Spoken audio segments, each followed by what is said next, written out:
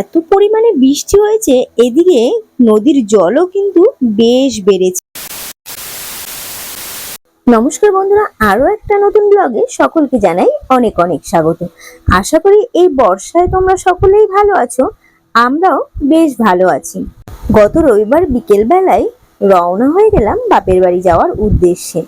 এসে কিছুক্ষণ বসতে হয়েছিল, তারপরে ট্রলার আসলো, ট্রলারে উঠে পড়লাম।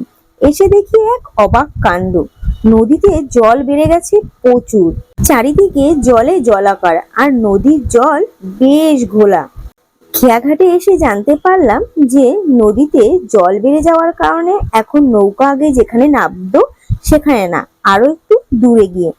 ঘড়িতে টাইম দেখে দেখলাম যে আগে নদী পার হতে প্রায় 12 মিনিট 15 মিনিট লাগতো, এখন পাক্কা যাওয়ার সময় 35 মিনিট লাগলো।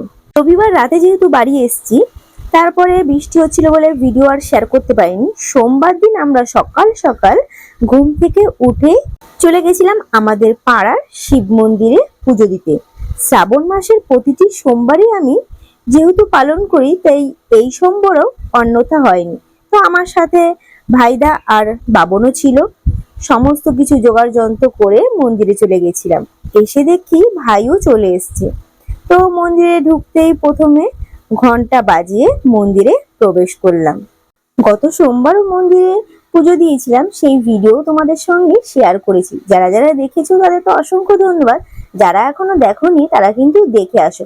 শ্রাবণ মাসে কেন আমরা মহাদেবের পুজো করি সমস্ত তথ্য সেই ভিডিওর মধ্যে পেয়ে যাবে। তারপর আমরা মন্দিরে গিয়েই এক এক করে বাবার মাথায় জল ঢাললাম। মহাদেবের পুজোয় কে কি সামগ্রী নাও জানি না, আমি যেহেতু বাড়ি থেকেই গঙ্গার জল, দুধ, মধু, ঘি, গোলাপ জল, অঙ্গুর সমস্ত কিছু তিল দিয়ে জলটা তৈরি করে নিয়ে আসি।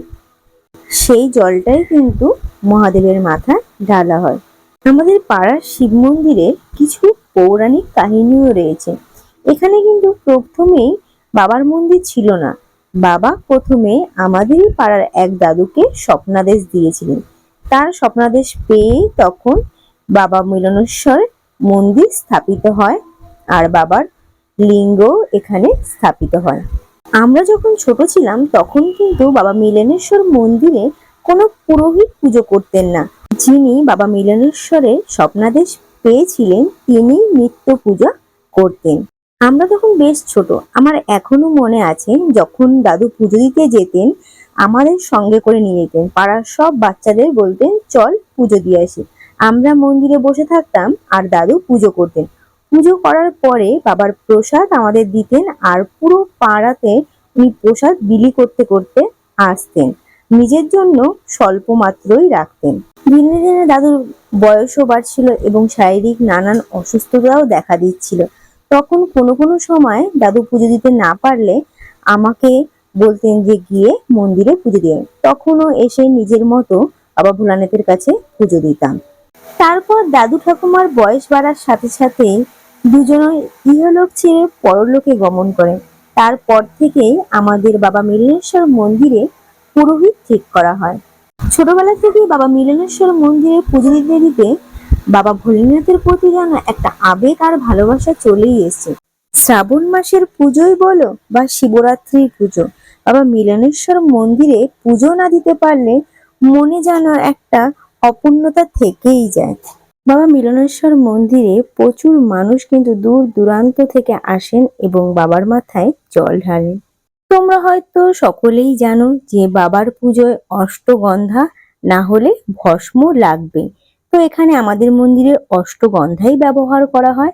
সেই অষ্টগন্ধা দিয়েই বাবাকে পুজো দেওয়া হয়, আর ভক্তদের মাথায় অষ্টগন্ধার তিলকই দেওয়া হয়। তো আমাকেও সেই অষ্টগন্ধার তিলক পরিয়ে দিচ্ছিল।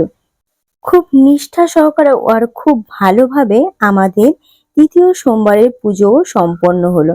ভাইয়ের পুজো দেওয়ার ব্যাপারে কিছু বলার নেই, সেটা তোমরা সকলেই জানো যে ও খুব সুন্দরভাবে পুজো দেয় আর মন্ত্রও খুব সুন্দরভাবে পাঠ করে। দিয়ে বাড়িতে কিছুক্ষণ ছিলাম, বাবন খাওয়া দাওয়া করে নিল, আর আমার যেহেতু উপোস থাকবে সারাদিন, ফল আর জলটাই নেব, তাই আমি আর কিছু খাইনি, প্রসাদ খেয়ে উপোসটা ভেঙে নিয়েছিলাম। তারপরে চলে এসেছিলাম খেয়াঘাটে। এখন হলো আমাদের পোস্ট অফিসের এখানে ঘাট। নৌকা চলার টাইম টেবিলও চেঞ্জ হয়ে গেছে, যেহেতু নৌকা জায়গা পরিবর্তন হয়েছে আর অনেকটাই ডিস্টেন্স, তাই টাইমটাও বাড়িয়ে দেওয়া হয়েছে। বৃষ্টির কারণেই কিন্তু এতটা জল বেড়েছে। আর আগে কিন্তু বন্যা হতো, বেশ কয়েক বছর হয়েছে বন্যা হয় না, কিন্তু এত জল বাড়ছে, বন্যা হবে কি হবে না বলতে পারা যাচ্ছে না। তো বন্ধুরা, আমার ভিডিওটা আমি এখানেই শেষ করলাম। ভিডিওটা কেমন লাগে অবশ্যই জানিও, লাইক কমেন্ট শেয়ার অবশ্যই করো, আর এইভাবেই তোমরা আমার পাশে থাকো।